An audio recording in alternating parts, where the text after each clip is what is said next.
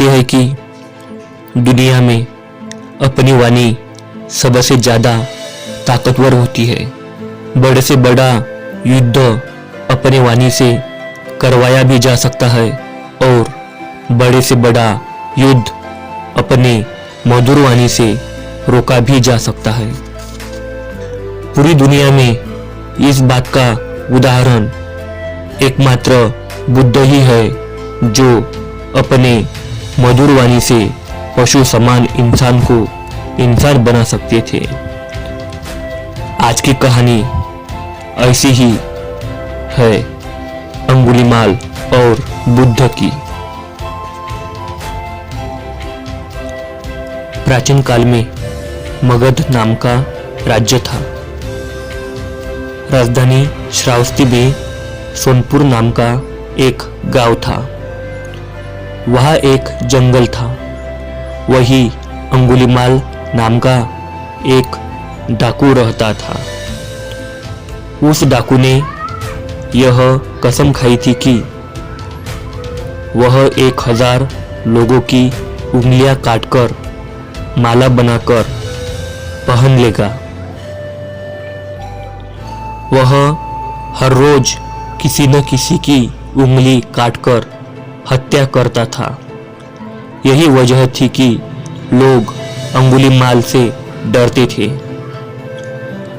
अंगुलीमाल के बारे में सोचा जाए तो वह शुरू से ऐसे बिल्कुल नहीं था। वह अपने वक्त में बहुत ही प्रतिभा संपन्न था।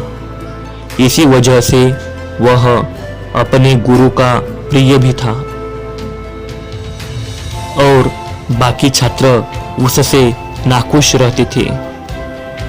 एक दिन बाकी छात्रों ने अहिंसक मतलब अंगुलीमाल अहिंसक को अपने गुरु के सामने बुरा साबित करने में सफल हो गए और अहिंसक के खिलाफ नफरत फैलाने लगे।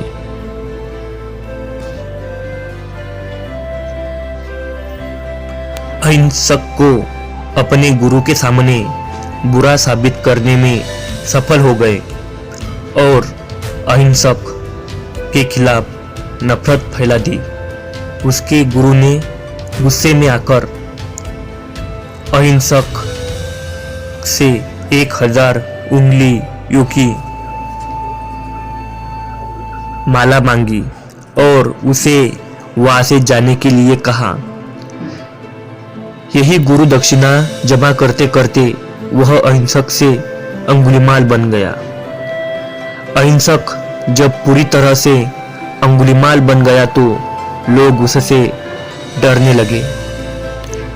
उसका नाम भारतवर्ष में चारों ओर गूंजता था। लोग उससे बहुत डरते थे। यह बात जब बुद्ध को ज्ञात हो गई तो बुद्ध भी अंगुलीमाल से मिलने निकल गए। बीच में लोगों ने बुद्ध को बहुत समझाया लेकिन बुद्ध ने उनकी बात नहीं मानी। जब बुद्ध जंगल पहुंचे तो अंगुलीमाल ने बुद्ध को पीछे से आवाज दी। बुद्ध एक जगह खड़े थे, फिर भी अंगुलीमाल बुद्ध के पास नहीं आ सके। थोड़ी देर तक यही सब चलता रहा। अंगुलीमाल ने बुद्ध से कहा कि अरे ओ सन्यासी, मैं बहुत ही ताकतवर हूँ। मैं तेरी जान ले लूंगा और तेरे उंगलियां काटकर अपने गले की माला की शोभा बढ़ाऊंगा। तो बुद्ध ने अंगुलीमाल से कहा कि हाँ, हमें मार दो। आप बहुत ताकतवर हो, शक्तिशाली हो, लेकिन आप हमारा एक काम कर दो। सामने के पेड़ से कुछ पत्ते तोड़ के लाओ।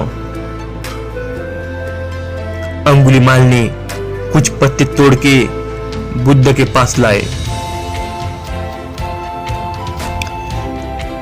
फिर बुद्ध ने कहा, अब जहां से ये पत्ते तोड़ लाए हो वही पत्ते फिर से वही लगा दो। अंगुलीमाल यह बात सुनकर दंग रह गया। अंगुलीमाल बोला कि यह संभव नहीं है, यह बात नामुमकिन है। तब बुद्ध ने उसे बुद्ध धम्म के बारे में उपदेश किया। हम किसी मनुष्य को अगर जीवन नहीं दे सकते हैं तो उसे कैसे मार सकते हैं। बुद्ध का यह उपदेश सुनते ही और बुद्ध का तेजस्वी रूप देखकर अंगुलीमाल बुद्ध के शरण में आ गया